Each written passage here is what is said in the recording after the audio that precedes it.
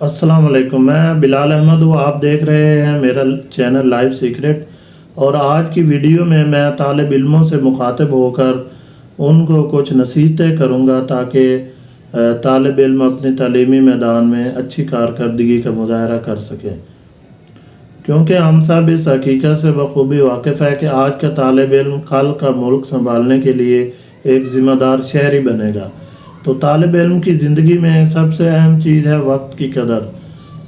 वक्त की कदर एक ऐसी चीज़ है जिसके बग़ैर हम किसी भी मसले में कामयाब नहीं हो सकते। वक्त तो गुज़र जाना होता है, हमारे वक्त का हर लम्हा माजी में शामिल हो रहा होता है।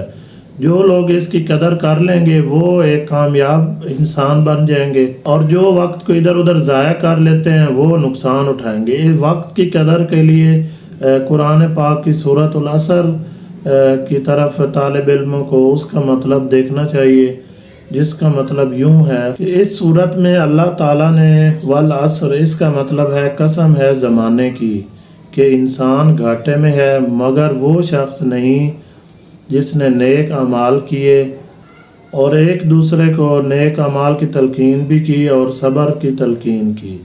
तो यहाँ से हमें वाज़ेह पता चल रहा है कि अल्लाह पाक ने वक्त की कसम उठाई है, तो हमें इसकी कदर करनी चाहिए, क्योंकि वक्त के लम्हात ने गुज़रना है। अगर हमने इन लम्हात के साथ साथ अच्छे अमाल कर लिए तो ये हमारी ज़िंदगी के लिए कीमती बन जाएंगे और हमारे लिए गवाही देंगे।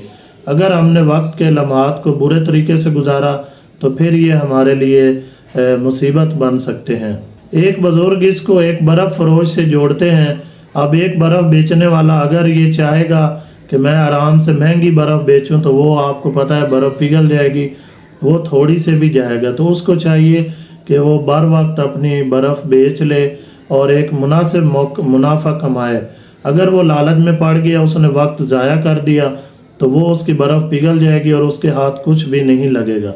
हमें अपनी ज़िंदगी को ऐसा ही समझना चाहिए और हर लम्हे से कोई ना कोई अच्छा काम करना चाहिए। ऐसा नहीं। तालिब इल्म के लिए दूसरी अच्छी बात है तकवा की राह, क्योंकि एक तालिब इल्म अच्छे मकसद के लिए होता है, उसके अंदर तकवा, परहेज़गारी, नेक अमाल करने का शौक़ ये बहुत ज़्यादा होना चाहिए, ताकि तालिब इल्म को इसका फ़ायदा हो और उसका दिमागी जो है कैफियत वो इस्लामी तरीके से चलें और उसमें बरकत हो और जो कुछ वो पढ़े उसको याद हो। तालिब इल्म के लिए तीसरी नसीहत ये है कि वो जो असबाब को याद करे उसको तहरीर में भी लाए, क्योंकि जो लफ्ज़ लिखे जाते हैं उनको ना सिर्फ आंखें देखती हैं बल्कि उनके नक्श दिमाग में भी बैठ जाते हैं।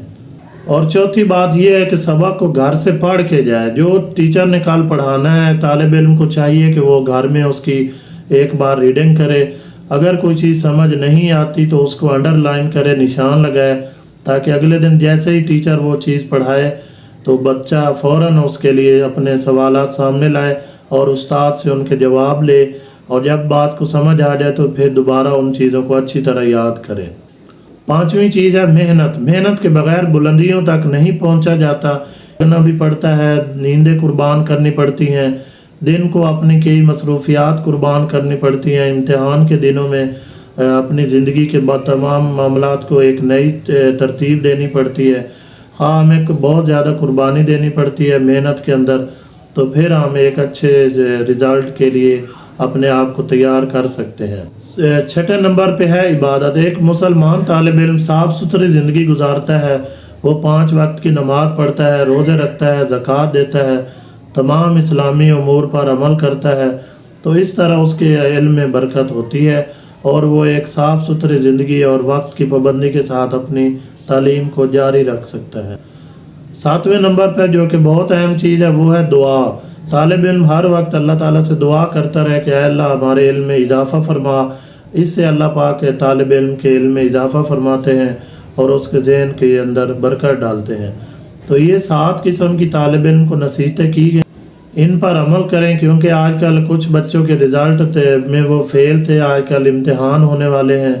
तो तालिब इल्म को चाहिए कि वो अपने मुस्तकबिल के लिए हर वक्त फ़िक्रमंद रहें और उसके लिए अच्छे से अच्छे प्लान अपने ज़हन में बनाएं और अपने इम्तिहान की अच्छी तैयारी करें।